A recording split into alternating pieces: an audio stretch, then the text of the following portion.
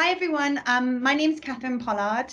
I am a director at NHS. I lead a team there called the Centre for Improving Data Collaboration, but for the purposes today, I am the hub curator for the Cambridge hub of One HealthTech.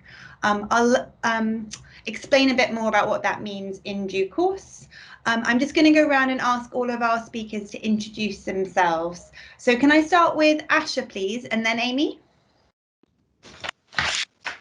Hi, I'm Asha Cowie. I'm the workstream lead for establishing the NHS Digital Academy. Amy? Hi everyone, my name is Amy and I am the programme lead for the Digital Health Leadership PGDIP at Imperial College London.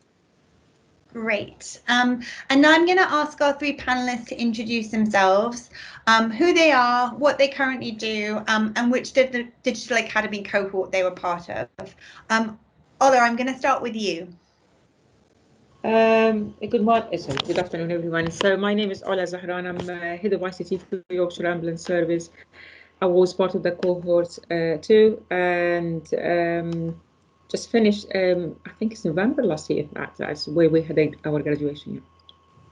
No, Great. sorry, January. It's January this year. Yeah, we had our graduation. Yeah. Thank you.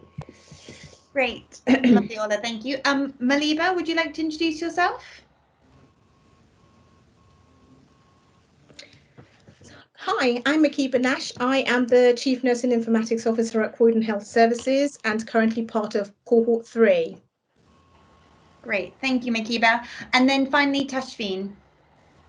Hi, I'm Tashfeen Kalasi. I am a dentist and I'm also a clinical lead at NHS Digital, and I was part of Cohort 2 of the NHS Digital Academy. Brilliant, great. Thanks everyone. So at this point, I'm going to hand over to Asha and Amy to give an introduction to the Digital Academy.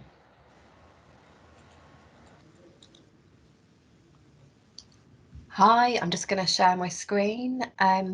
Just a reminder, if you're not speaking, to please put yourself on mute or turn your cameras off. That'll be fab. I think we've got the power to mute people. I don't think we've got the power to turn cameras off.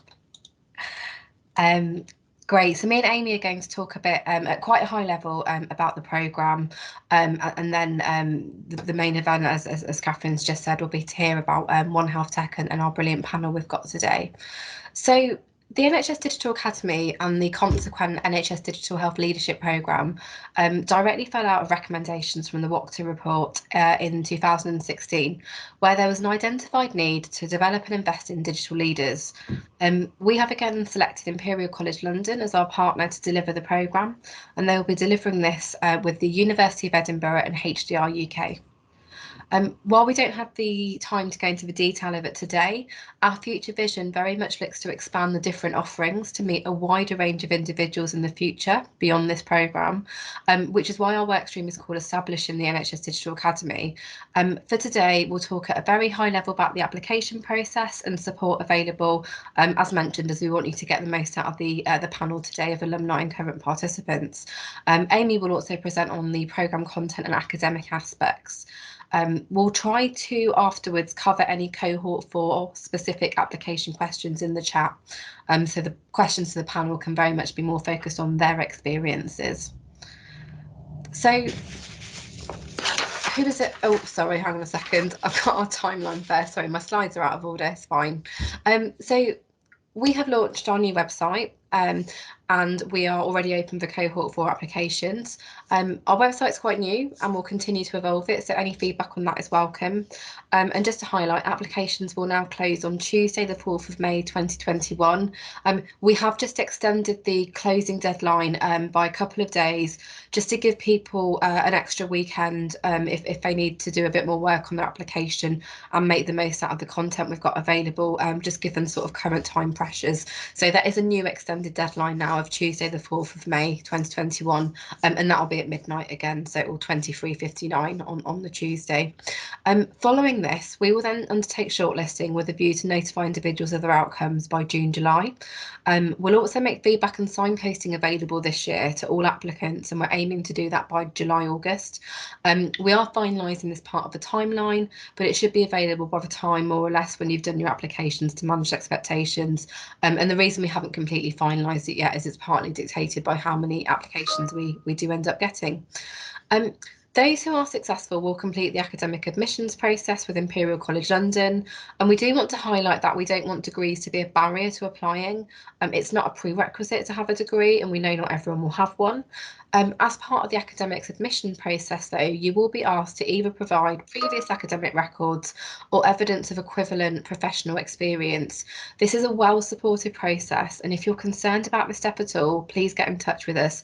But the key message I want to get across now is don't let it put you off if you don't have a degree, and it's very much as well that process is for you to understand if you're happy to do it and what you might need to do as part of the commitments. Our preference for cohort 4, as long as it is safe to do so, is to include a minimum of 3 days in-person learning in a 2-day and a 1-day block. And in addition, there will also be an in-person graduation ceremony. Residential 1 will be taking place on the 21st till the 22nd of September 2021, and Residential 2 will be taking place on the 7th till the 9th of December, also 2021. These will both be virtual. We'll update with dates for Residentials 3 and 4 as soon as possible. They should become available hopefully within the next week or so, and we won't know until a bit closer to the time whether we will definitely be able to do them face-to-face or virtual. But as mentioned, we're very much hoping to do those 3 days of face-to-face learning, as long as it's safe to do so. So who is it for? Fundamentally, individuals need to be in a role where they're required to drive and implement practical digital transformational change within their organisational system. You need to evidence this within your application. Individuals also need to be working in an NHS, public health or social care role in England to apply. We know that job titles and associated responsibilities are incredibly varied in this space, so we don't want to exclude people on that basis, and we want you to really focus on, how you're going to apply your learning and the things you do within your role. Applications for the other 3 nations are not yet open, but we are exploring this, and we will share this on our website when we can. And also just to highlight that the NHS Digital Academy Digital Health Leadership Programme is fully funded by HEE for those who are eligible for the 100 places in England. This includes your overnight stays for multi-day residentials. Individuals or their organisations, however, would need to pay for travel costs and other expenses such as meals while travelling, and if you require additional accommodation either side of a residential, for example. So, entry criteria. You'll very much need 3 to 5 years of relevant experience in informatics or digital health. However, we want to really get across that for some of you, those 3 to 5 years experience may not be in a formal digital or informatics role. We know lots of people get involved in this through various projects or sort of bolt-ons to their role, before they might actually have a formal informatics or digital responsibility. So, do feel free to use and draw on that previous experience that you might have, even if it's not formally a digital or informatics role. Do talk to us if you want to explore that or you've got any concerns about that. You'll need executive level support from your organisation. You'll be able to attend all experiential learning and live teaching, which may be in person or virtual. If you want to discuss any special requirements, please do contact us in confidence. This will not affect your application score, but gives you the opportunity to explore what options we'd be able to accommodate you with. You need to be empowered and supported to apply your new skills, learning and behaviours to projects within your organisational system. And we want individuals to also demonstrate commitment to the professionalism of our workforce and embed learning within their organisations and systems. And lastly, really, we do want you to have fun on the programme as well. So what will you do differently? As part of the programme, you'll start by setting out goals for the year ahead in a personal development plan, which should be agreed with your exec sponsor. From the start and throughout the programme, you'll be expected to engage in reflective practice about how you're progressing towards these goals. As part of undertaking the programme, you'll be asked to identify themes or programmes of work which are of strategic benefit to your organisation. You will apply your learned skills and knowledge to practice in the workplace using these themes or programmes of work. This will enable you to apply those best practice models, frameworks and approaches. Throughout, to support your reflective practice, you will use learning journals. This will enable you to capture translation of your learning into practice and understand how you're achieving real-world impact and change. We know reflective learning is a bit strange for people that are not used to it, so hopefully the journals will support you with that process. And at the end, you'll very much come together and celebrate, presenting highlights to your peers of both your professional growth and also the impact that you've made in the workplace. So I'm going to hand over to Amy, and then I think it's back to me afterwards for support on the process. That is correct. Thank you, Asha. So here I give you a quick glance across the programme. We'll start with the digital onboarding that will give you access to Imperial College's systems and services, as well as pastoral support and short modules preparing you to academic study on a UK postgraduate level. You should think about like academic writing and referencing skills. Sounds quite dry, but it lays the groundwork for the rest of your year. From module 1 onward, those 5 modules that you see listed on the top, these will give you a grounding, starting with the overview of health systems and gradually introduce you to more specialist areas. These modules will be delivered online using blended learning, live webinars and live assessment tutorials. And on the bottom left, you see module 6. That is the leadership module. It runs across the year, parallel and in dialogue with your online modules. And it will start with you agreeing with your executive sponsor on your personal development plan. So it will very much form the basis of your reflective practice throughout the programme. And so it gives you a good starting point to measure your progress against. The leadership module and the virtual and fingers crossed in-person residentials will help you forge connections across the cohort, collaborate with others. It will guide you on how to apply learning to your work and inform your reflective practice that will accompany your learning journey throughout. And that's me. Thanks, Amy. And also just to add, this is one of the many resources on our website. So if you want to have a proper look at it in your own time, you'll have that opportunity to do so. So last bit for me before we hand back over to Catherine is just the support available throughout the application process this year. So we've got drop-in webinars where we've got 30 minutes. So similar to this presentation, but a lot more detail and depth around the application itself, and also a bit more about the programme itself, including the pastoral support available. This very much includes inclusive recruitment, shortlisting advice and pastoral support available. We have another 3 of these left. The dates, well, one of us will post the link in the chat and then you can have a look and sign up to one of those if you wish. Very much complementary to these panel sessions. We've also got one more panel session coming up with alumni after this one. We've got one with Bed IP, and I keep forgetting the date for it, but again, we'll pop it in the chat in a moment. 22nd, next Thursday. Well done. And earlier this week on Monday, we did a panel session with a group of AHPs, and we did a panel session with a group of CNIOs, so Chief Nursing Information Officers. So both of those should be available on our website early next week. So, you know, do check them out and do have a look at them. And you know, don't feel constrained to looking at the same panel as your professional group, because you'll get a real breadth of views and diversity of thought from those different panels. Alongside that, we've got the application checklist and supporting guidance on shortlisting criteria. So we're being really transparent about what we're looking for, because we don't want people to feel like they're guessing. We've got online content, including an exec sponsor video and case studies. They're on our website. Continued support with inquiries via email and Twitter. And then if you just want to have a wander around our website, we've got stuff on there about our future vision and our inclusive recruitment report. So hope that was helpful as a high level overview. As I said, me and Amy will try and get any questions on the application in the chat, and we'll pass back over to Catherine now. Lovely. Thank you very much, Amy and Asha. That was such a comprehensive overview, and hope that people have lots of questions about the process for applying and what they might be able to get out of it. Certainly, the people that I know who have been on the Digital Academy speak incredibly highly of the experiences, both the friendships that they make, but also what they learn along the way. So I'm going to now briefly talk about One HealthTech, who are supporting this particular webinar, because we're trying to support a more diverse and inclusive set of digital leaders for the future. And then I'll hand over to our amazing panel to each share their experiences.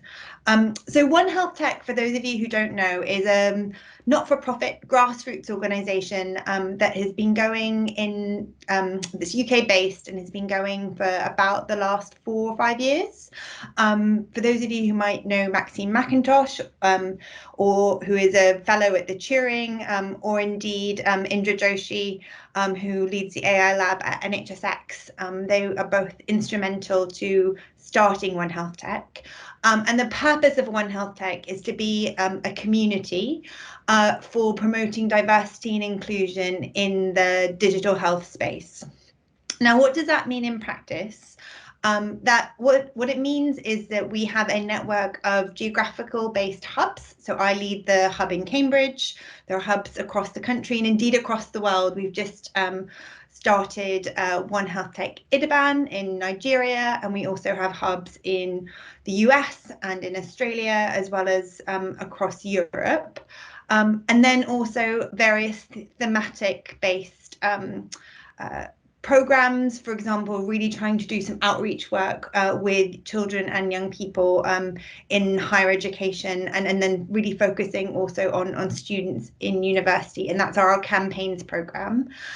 Every hub operates very differently. Obviously, over the last 12 months or so, we've been really experimenting with all the online offers, and May last year we did a One HealthTech week where we kind of bombarded or Twitter and other kind of online presentations with lots of content, including online yoga and lots of like big debates about what it's like what different experiences are working in a health tech role. Some of our content is just literally about having diversity of opinion, and certainly the work we've done in Cambridge is really about trying to bridge the world that exists between the NHS, academia and the tech sector, which still is quite siloed in the Cambridge system. And then other things are being focused, for example, on how we can make sure that as we develop new AI, that we do it in an ethical way, and that we have diverse representation as we develop new AI tools. So there's lots and lots of different things going on, and I'll stick the website in the chat so that you guys can have a look and see if you want to get involved in any of our events. Very briefly, I just wanted to say about what being part of One HealthTech has meant for me. I have only been working in the digital space for a few years, but prior to that, a lot of my work was largely finance facing. So I'm used to being the only female in the room quite a lot of the time. And certainly being part of a community like One HealthTech has made me realize that I'm not alone, and has created an amazing kind of network of people that I can go to for peer support, ideas, and like really constructive kind of challenge. I have found the One HealthTech community to really open my eyes to lots of different things. And I hope that that's the sort of experience that I bring to the work that I do at NHSX. And certainly I've been working with Sonia, as well as Natasha, who's our Chief Nursing Information Officer, who are both equally passionate about making sure that NHSX is at the forefront of supporting diverse and inclusive participation and discussion in the workplace, as well as representation. So on that note, I'm going to hand over to our amazing panel, and I'm going to start with Ola.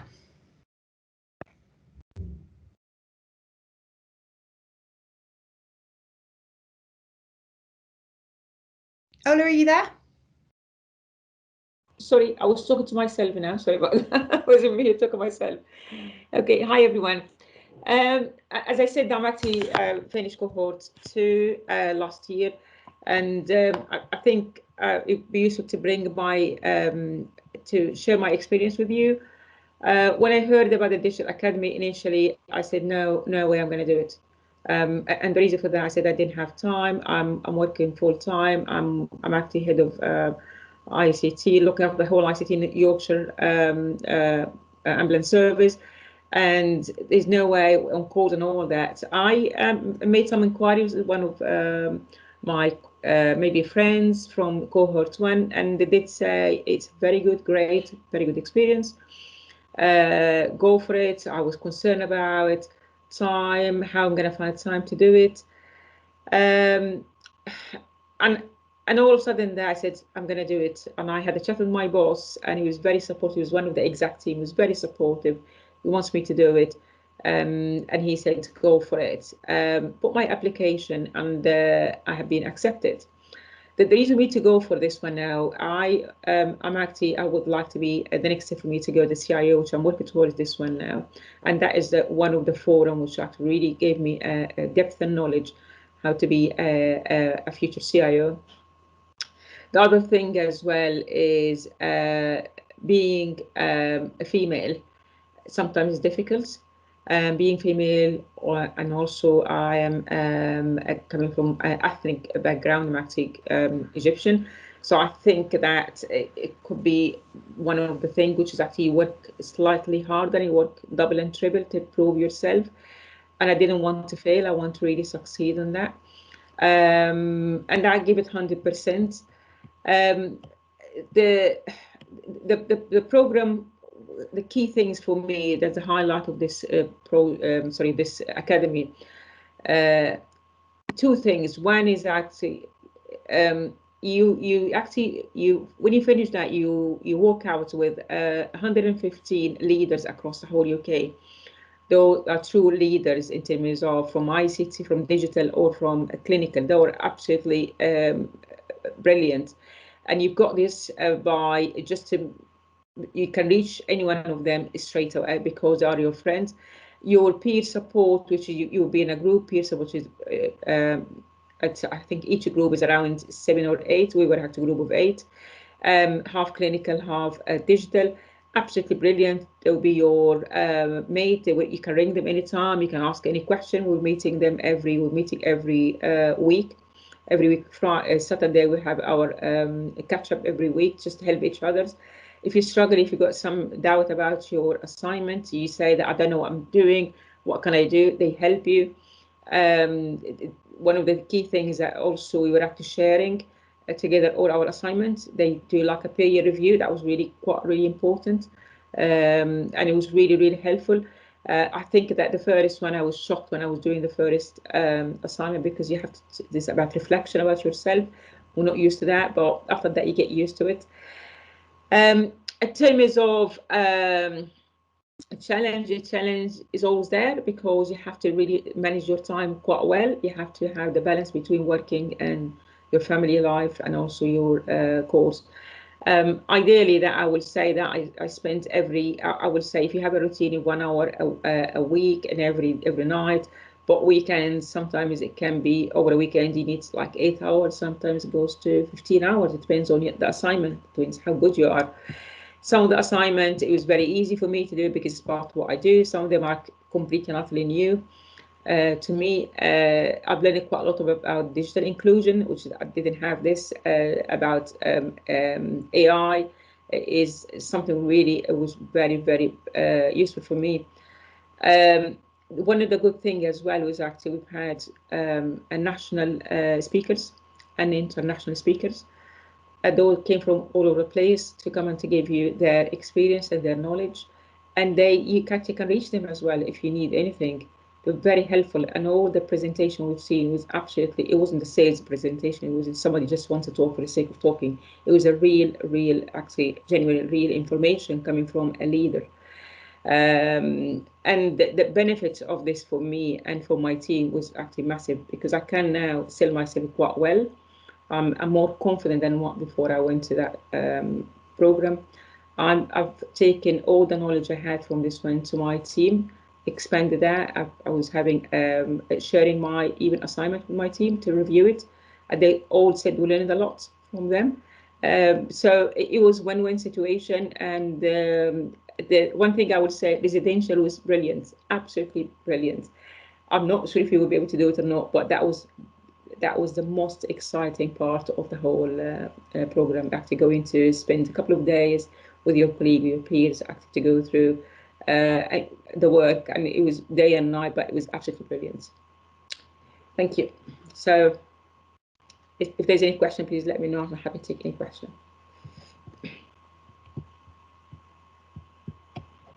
Brilliant. Thank you, Ola, for that such passion and such advocacy about the program. I love the idea that it being like a whole team participation thing.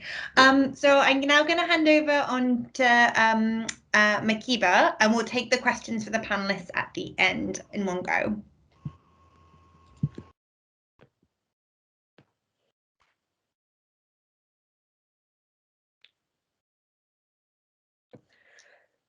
So hi.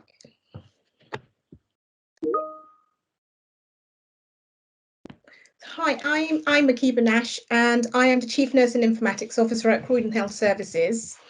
I have been a CNIO for quite some time. And prior to that, I think I had mostly a clinical background. So for me, the application process, firstly, I suppose, as Ola says, when you do actually finally get accepted and successful with your application, it is quite a joyous moment. Little did I know what I was letting myself into. And you probably know that as part of cohort 3, we have never met.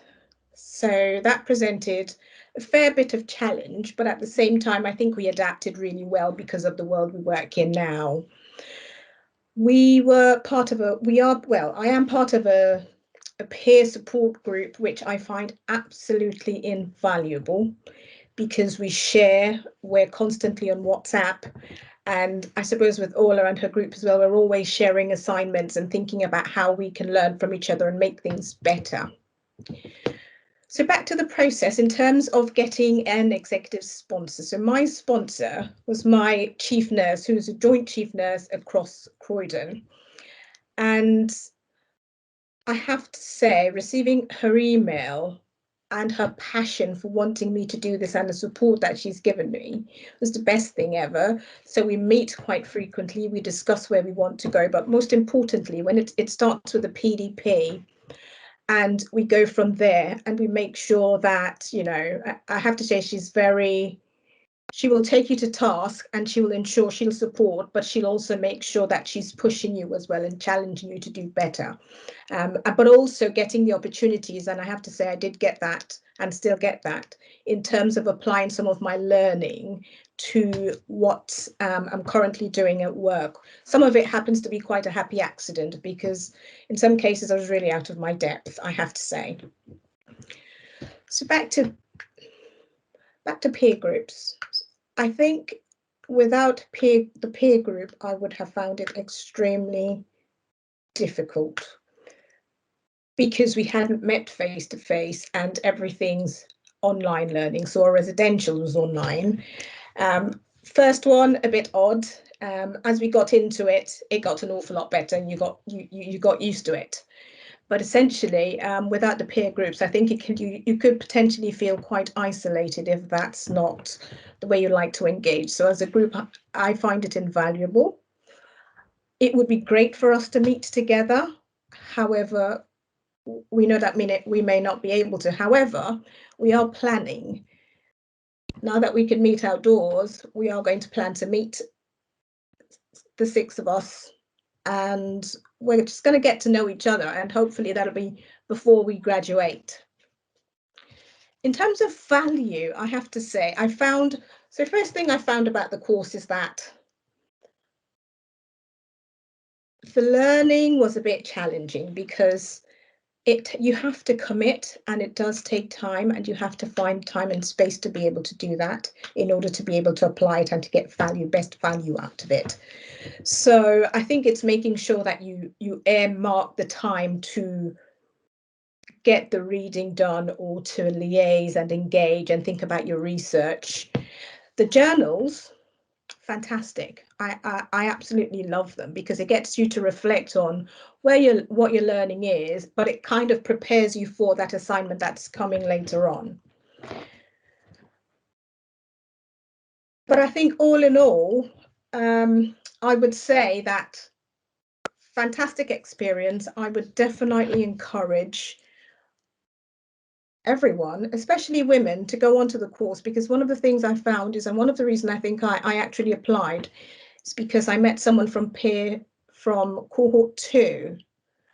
And what she said was, just because you're a woman, you actually have an awful lot to offer. And that was her experience within her group, that she actually had an awful lot more to offer to the group and to offer to her workforce than she initially thought.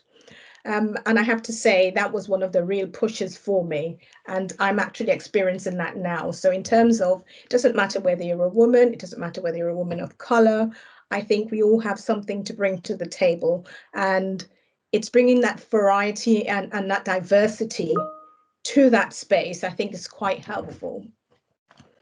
So that's me. I will take questions after. Brilliantly. Thank you, Makiba. That was so beautiful. And I'm so glad that you found the peer support useful. Like I said, I get that from many places, and I often feel like an imposter. So I think it's a shared experience. Finally, I'm going to hand over to Tashfeen. Hi. First of all, thank you for having me. My name's Tashfeen Kalasi. I am a dentist and a clinical lead with NHS Digital now, and I was part of cohort 2. So the main reason why I applied was because at the time I was working with NHS England and I was scoping out the digital dental landscape in terms of interoperability. So that was basically connecting systems and services together. And unlike the GP world, its dentistry is very, very different in its setup and its commissioning, and not having the knowledge behind how the system works as a whole is something that the Academy potentially could bring, in which it delivered amazingly.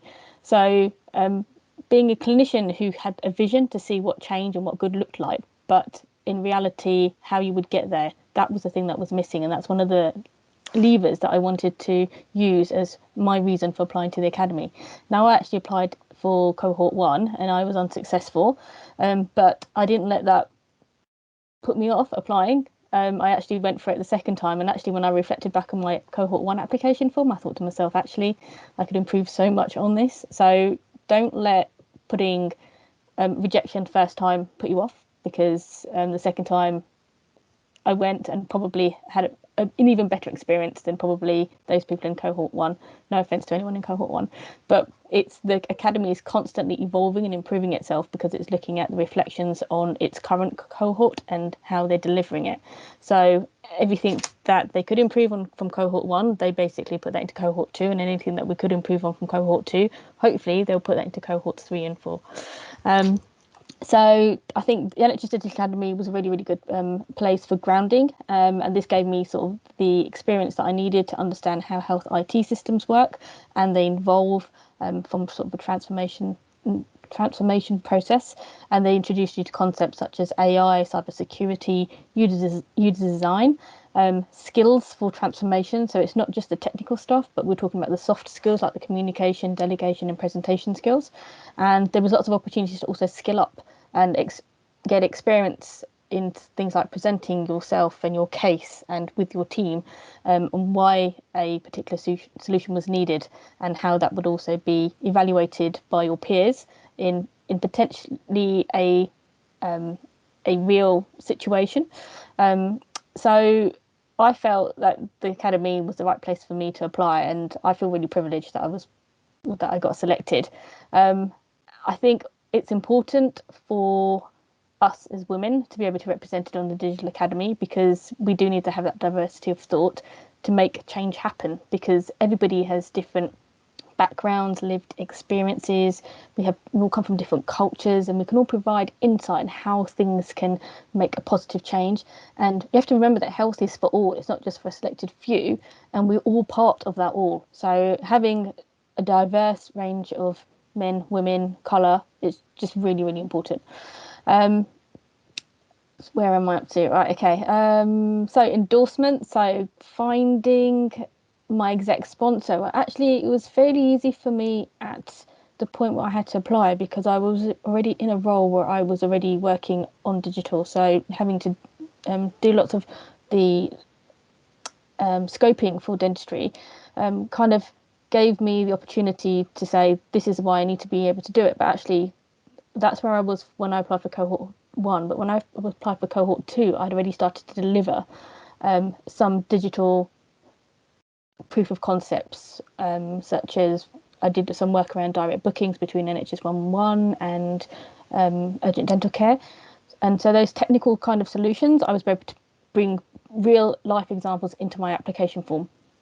And I think that also helped. Now, my exec sponsor was part of NHS England at the time, so I had the backing of someone. However, I do know that working as a clinician, having left NHSE, when I applied for other fellowships, such as like the AI fellowship with HEE, because I wasn't in a traditional hospital-based SPR type role and I was just a clinician working in general practice, that was actually used as a disadvantage and I wasn't able to apply. So I think that's where I think the Digital Academy is slightly different, because potentially you can be in one of those non-formally recognised professions or roles and still be able to apply, which is a good thing. And I also know of other sort of dental professionals who actually approached me after and said, I'd like to apply, can you sponsor me? But because of the relationship of, well, I'm not in their team, I'm not working in the same organisation of them, I found that was a little bit difficult to actually say, I'd love to be able to sponsor you, but I can't because we're not in the same organisation. So I think if the Academy can help those types of people who are interested and who have a desire for it, but are not from a traditional professional background where we have opportunities to do digital tech, and especially in dentistry, then I think that's an area we can work on and focus on and maybe change the application process a little bit.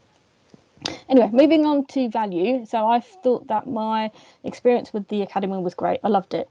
I loved all my residentials. I got so much out of it. The networking was like the biggest thing for me. So both formally and informally, we basically get to travel all around the country. So you had one residential in London, then you had something up in the north, then you had something down in the Midlands, and having the opportunity to go maybe the night before, and then you have that informal meeting discussion, get to meet other people from the Academy who you may not have spoken to last time, because there's over 100 of us there. You can't always get to meet everyone. People from different parts of the country. So you've got the North, you've got the Scottish, Welsh, Irish teams all meeting up. Plus you've got people from the south of England and just from all the different parts. And it was just nice to learn other people's skills, understanding them. At one point I even got sort of informal mentorship from one of my peers who wasn't necessarily part of my peer group, but actually I just felt like he was my peer because every time I'd go to a residential, he was there early and I was there early, and we could have a good chat and we could sort of discuss how our projects were going and how we could improve things, and we were giving each other's tips. So the informal networking was great. The other thing is that, as Ola mentioned, the speakers are of global quality class.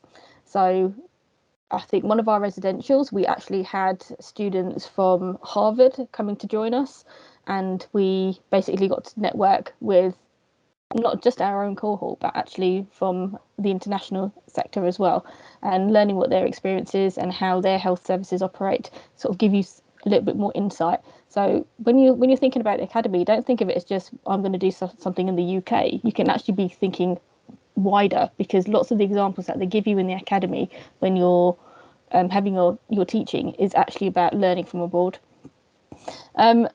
The other thing I haven't mentioned, and I don't think anyone else has mentioned this either, is that the time commitment that you need to be on the academy is really, it's actually quite a lot of work to do.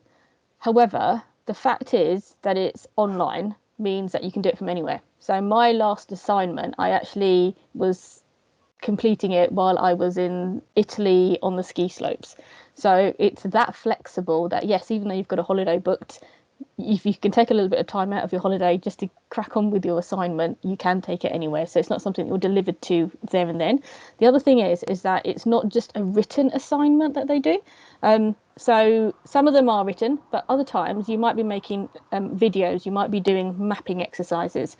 So there's a whole load of other skills that the academy is actually teaching you as part of developing yourself as a leader, but also be able to have how you may be communicating your work and your transformational ideas to other members of the team and other stakeholders. So there was a lot of stakeholder engagement work that we did, sort of like presentations as individuals, but also as groups, and sort of learning about each other. So we did quite a lot around reflection, looking at different types of characters and how people work and what your strengths and your weaknesses were. So I think there's quite a lot of value from the academy, and it's not just about digital health. It's actually a very holistic way of what digital leadership means, what you need to do to become a digital leader, but also recognizing actually where your weaknesses may be, it might be someone else's strength, and how you can sort of work together to be able to utilize that to get the best outcomes. Digital Academy totally exceeded my expectations, I have to say, and introduced me to so many new skills, and having to network and make some friends, not just peers, but just friends, I think, for life. You will always bump into your cohort and your groups, because Digital Health actually it's quite small at the moment, so you could do quite a lot of different meetings and you sort of bump into each other, which is quite nice because you maintain that friendship. Having been on the Digital Academy has enhanced my CV definitely, and also provides a lot of assurance to potential employers and colleagues that you have good grounding and you actually understand what you're talking about. And that's one of the things that for my profession, because we're so clinically focused and we don't see the bigger scope and the bigger picture when you are talking about actually electronic health records and things like this, that actually having this kind of background to say actually I am from DA and I've gone through this process and I understand what I'm talking about, gives people a lot of assurance about who you are, where you're coming from, and what direction you're trying to take things in.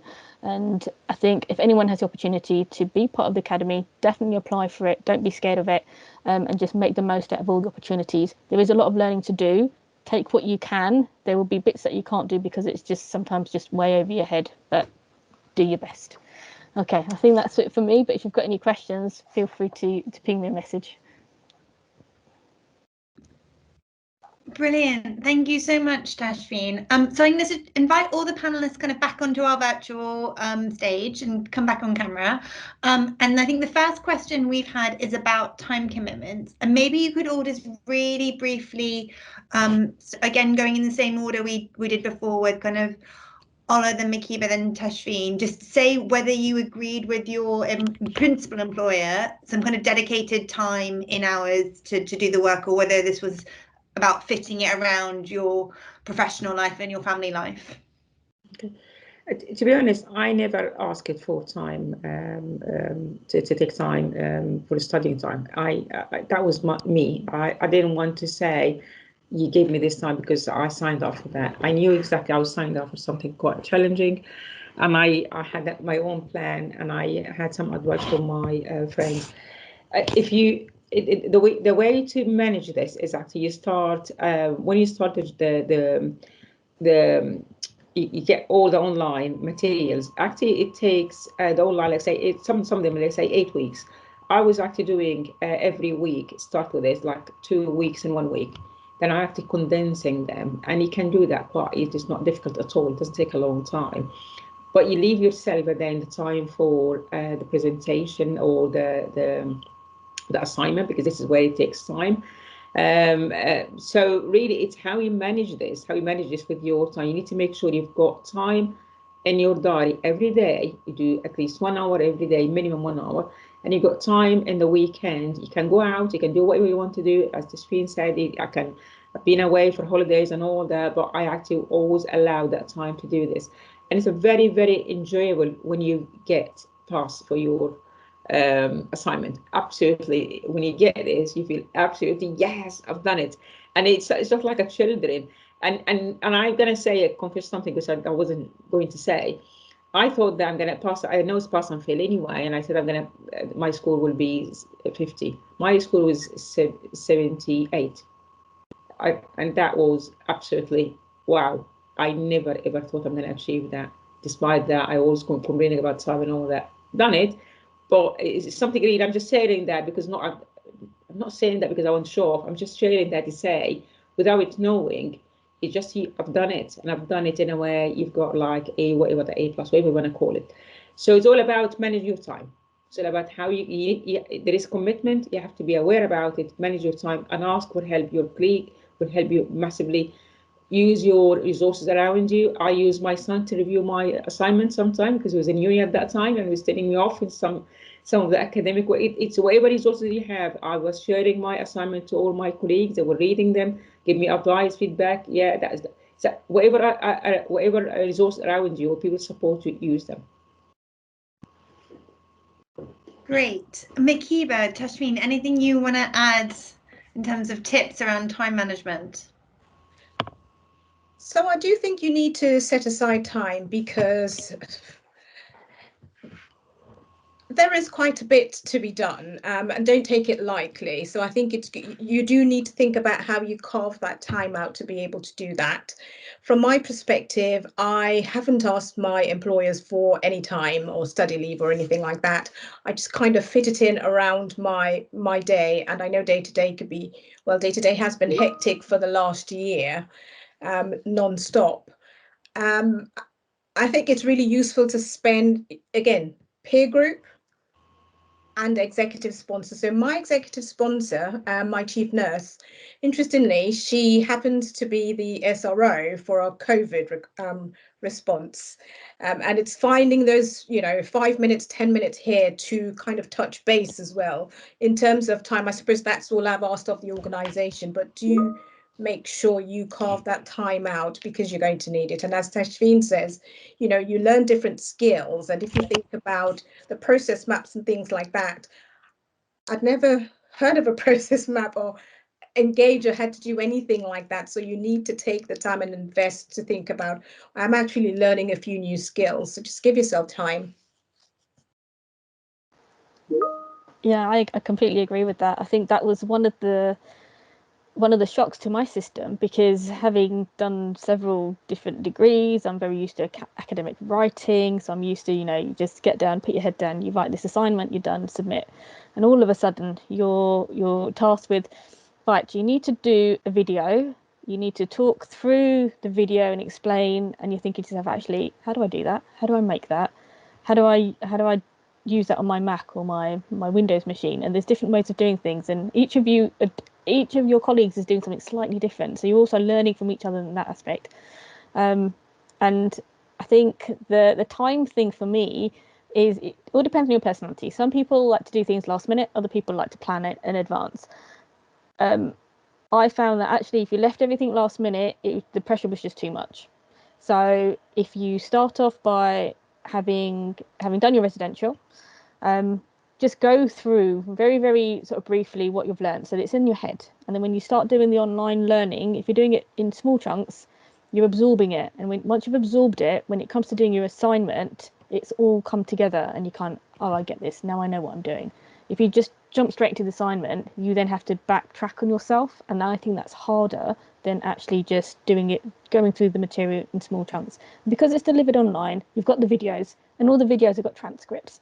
So even if you're on the train and you can't watch the video, you can actually still be reading it. So the flexibility in terms of learning is wonderful. And I think it's a very, very good way of delivering the course.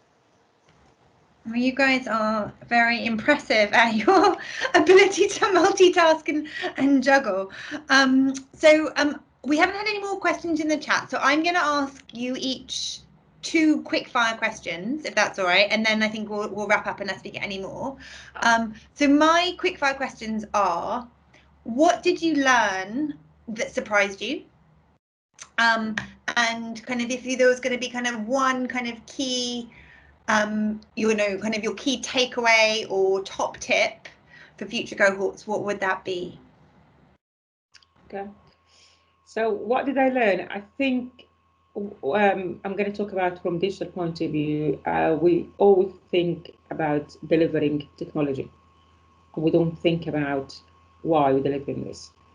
I think I have one of the exercise was about we all sort of played a role, and I was a patient. So that was the most, I will say, a tipping point to change exactly how I think about digital.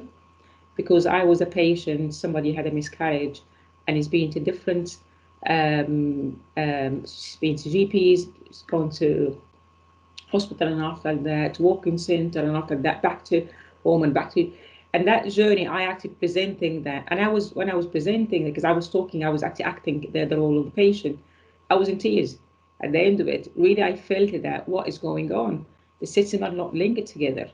Not nothing as actually really there's we talk about technology, we talk about digital, we talk about yes we, and I felt that what do we do for patient? The patient is still suffering. I can give the best technology in the world, give you that iPad, give you that, but that is not what we should deliver. We should deliver transformation. We should deliver integrated system, and that itself, that exercise made me change the way I work. I now work completely different, opposite way. I started from patient. I started from meeting them and analyze the data with the clinical, with the operational, with the. It's not I'm gonna go. I got a really shiny whatever hardware or software. I'm gonna throw that to you because that will give you that. No, my life completely.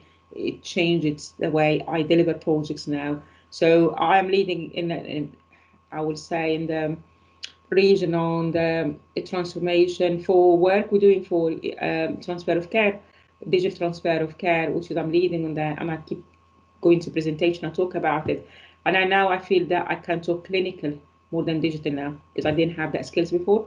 I was very digital focused, but I between me and my CCIO, between the two of us now, we can go out to talk about. He can talk about digital, can talk about clinical, and I'm not scared of that. I feel more confident now because this is what it wasn't about. It wasn't about specific area. It was about everything, and everything means that. What does that mean for a patient? What does that mean for the staff as well? It's not just about patient, about the staff as well. How they suffer if they haven't got the right tools and right information. And it wasn't. My thinking is completely different now.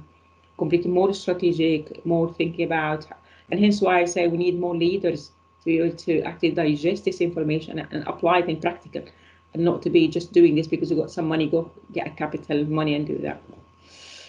So that is how I feel now. That is the complete change of my life and my thinking. So beautiful. Yeah, I don't know what was the second question. Sorry, I missed that. No, I think you've answered it eloquently. Mikiba, pick either one of the questions around, you know, either a top tip or kind of key learning. I think for me, key learning was that I suppose it's similar to Orla in that I think I've got a nursing background, so I've got a clinical background. I sit in IT at the moment and I work as a CNIO. And even though my role is to what was considered to bridge the gap between IT and the business and the clinicians, very much so now, I feel like I'm able to inform IT decisions. So inform, you know, let's say, for instance, we're going out to procure for a new system, or we've decided this is what, you know, we're definitely going to be doing patient portal, or let's do this.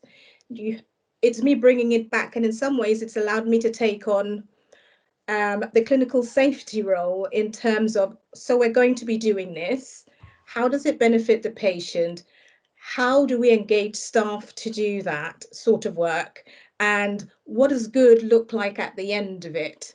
But it's also given me the foresight in terms of it's lovely to have a nice, pretty bit of kit, but it's how you roll it out and thinking about resource planning and all of those things. So it's given me a larger overview of actually to deliver something successfully, and you have to have all those components You have to have the engagement, you have to have the resources, you have to have the end users buy-in, but also what's in it for the patient?